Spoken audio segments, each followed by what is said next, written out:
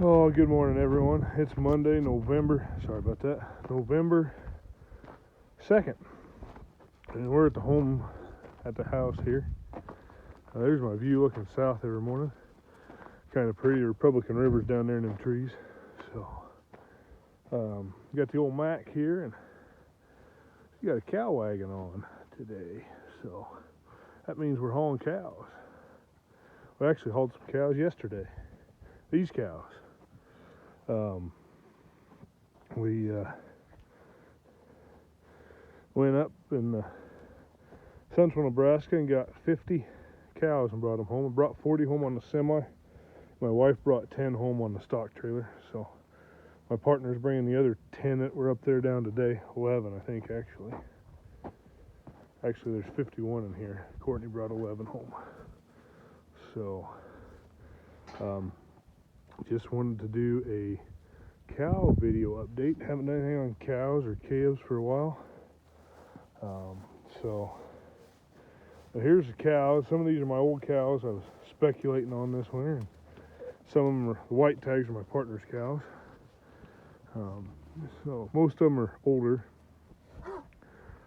They're just cows. So we are going to get these Preg checked this afternoon. Then we're going to take them to corn stalks. We got the 50 cows that were down here on corn stalks. Actually, there's 46 of them over there in the cornfield. These are still cows here that we're going to work today.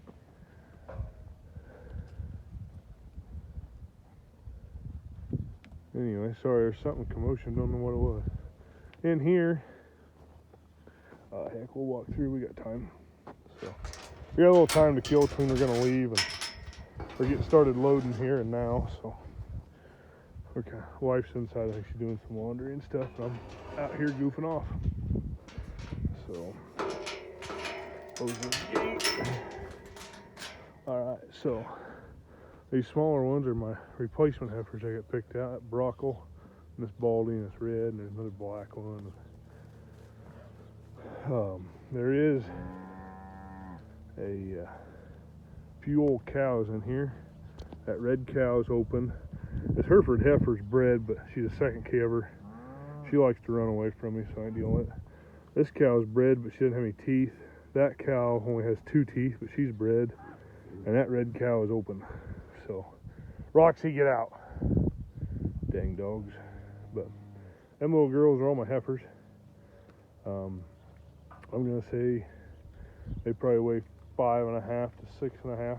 So, I'm feeding them right now. They were getting grain, but since I put them cows in here, I took it away. But this is that Feed Max baleage.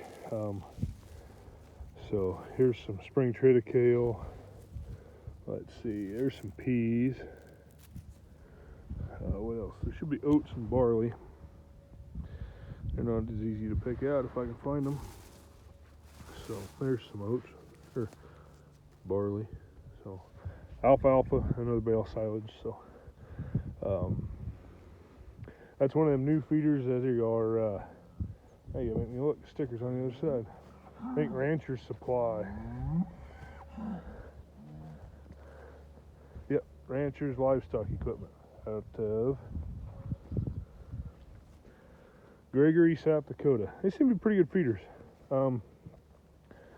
Bad part over here, these are the smaller calves that we weaned off. These calves probably weigh 350 to, there's probably a 500 there.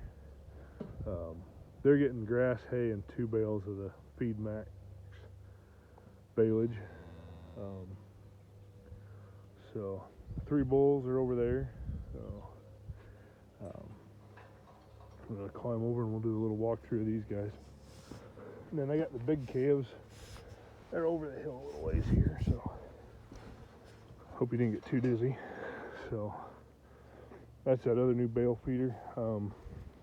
Last year I started using those bunks for graining in. They're an LNH bunk made in Hastings, Nebraska. I bought 2 more of them this fall. This is one of them I bought a year ago. And that pin down there with them calves is where the 2 new ones and the other old one are. I bought them 2 little bunks. They seem to be pretty good for what they cost. So They're half price of these gray ones, under half price of these gray ones. So these are the little ones, but just needing some special care. They're doing pretty good though. They're growing. A lot of these were born on grass in June. That's why they're smaller, especially like this little main cross here. I know some of them, like that 343, that black steer there. The cows, they weren't much of cows, you know. They're old. They didn't have a lot of teeth, wore out, you know. They're just old cows. So, but they'll grow. They're doing good. So they'll probably be around for a while. I'm thinking probably maybe even February or March. Get them growed up. Get them. My goal is 700 to 750 pounds is what I want to sell them at. So close this one and we'll go down to the big pen. There. Get you all kinds of weird views and angles and stuff. So the other day I had these panels in this gator lane here. We had an alleyway made when we were sorting calves and moving them back and forth. The wind blew that over. I was kind of surprised. So, I mean, there's trees here around us and it's kind of protected to the north, but south wind come in and blew it over. So I need to haul some more hay home. Don't have a lot of room for hay here, but I got some soybean straw there. Got a stack of bridge planks. There's them 2 bulk bins. There you go. The south one I've had for a year. The north one I just got. I need to get it set up. I want to set it down here, but I want to make it portable. So, because the end game is, there's these 2 pins where these cattle are. I want to put in a cement apron and feed bunks with a cable on these 2 pins. And then this one, there's no pin here yet, but I'm going to put in a 3rd pin here. That's going to go, I guess it'd be a 4th pin, because this pin would be the 3rd one we just put in this fall. But this one will come here to this corner, and we'll go north, and we're going to go along that ridge. Along that ridge over there, up to about where that yellow horse is standing.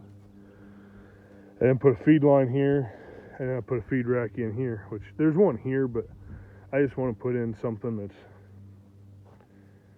better, I guess. You know, with a cement, it'll be better to feed on. It won't get so sloppy. With a cable, I can actually increase my capacity because I won't have these panels that are built like this, which these panels are great, don't get me wrong. But, so this 4-foot panel has only spots for 3 animals to eat. And we should be able to get 4 calves in there to eat. So that's, you know, like this one's a 12-foot, and there's 1, 2, 3, 4, 5, 6, 7, 8 slots to eat. So, you know, I lose a third of my capacity with these panels. So that's why I want to take them out and put in a. But these are the bigger calves. We'll walk in there. Yeah, there. But I set this pen up. You can see there's a trench right there on the north side of that fence. I put in new automatic waters this year.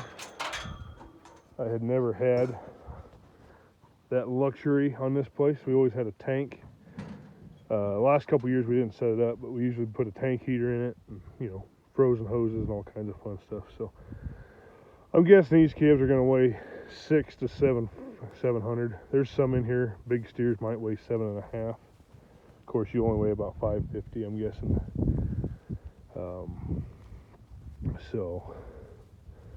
These waters we put in, I'll show you one. I'll do a review on them sometime, but I want to get closer to spring and see how they do through the winter, if it's cold enough. Dang, things are playing. So all they are is this. There's that piece you can see sticking out of the ground there is actually 4 foot, and then there's another piece below at a base that's 3 foot tall. So that's the top of 7 foot, which this one isn't really deep enough because it's not too bad. There's about 24 inches, so there's 5 foot underground in this one. All they are is this float right here, and it kind of in there. Clean some of this crap out. But so then there's a valve in the bottom. But what you do if you want to clean them, or what they told me to do, is you take these four, there's four of them bolts out, and hold that float and then scoop some water out with something. And then this is like a, looks like a big 5-gallon bucket pulls out of there, and the hose and stuff's attached to the bottom with a valve, and you can shut that valve off and swirl that water around and dump it out and clean it out. Or you can shut it off and leave it off, and then there's a cover that bolts on top of these, like if it's not in use. You can cover it up and keep it from getting dirty and keep the heat in so it don't freeze. But there's no heater or anything in them. We'll see how they do. This one I think is going to be the one that'll freeze up first, because it has no protection. It's sitting out here in the open, so, and it's got the least amount of dirt around it. But we'll see how that goes. I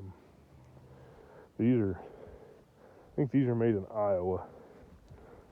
It's a Cobet water. Made in Nebraska Chemical. That's where I bought them from. But I bought 3 of them. So, but yeah, this is a newer pin. We put that fence in. There's a gate there in the corner. But so the goal is I could split this pin in half. That's why I put the water there. I didn't want it down there in the low spot by that post over there. Sorry. If I ever want to, I can put a fence line through there and split it and have 2 pins if I need to. Which there's 64 head of calves in this pin. And I want to set it up so I could do 100 is my goal, which there should be adequate room, especially when they get some size to them. There, now you can look at me trying something different on video and seeing how it works. So, no, had some time this morning. Want to do a short update on cattle. I said I'd do one here a while back. Haven't done one yet, so that's what I'm up to. So things are, I got about 4 days of harvest yet. Had some more combine trouble, just, you know, things that happen running a 35-year-old combine. So we get through today, we'll get back in the combine. Running hard. They're talking rain Saturday night and snow Sunday. Today is Monday, so I want to be done harvesting Saturday night. I'm going to work pretty hard to do it. So, sounds like help's coming to do that. And we're going to put in some hours to get her done. So, just enjoying the cows being around the yard. Don't have a lot of cattle around here usually a lot of times, so kind of nice. We'll probably keep some cows around this year, like some gummers or broken mouths or something. So, alrighty, thanks.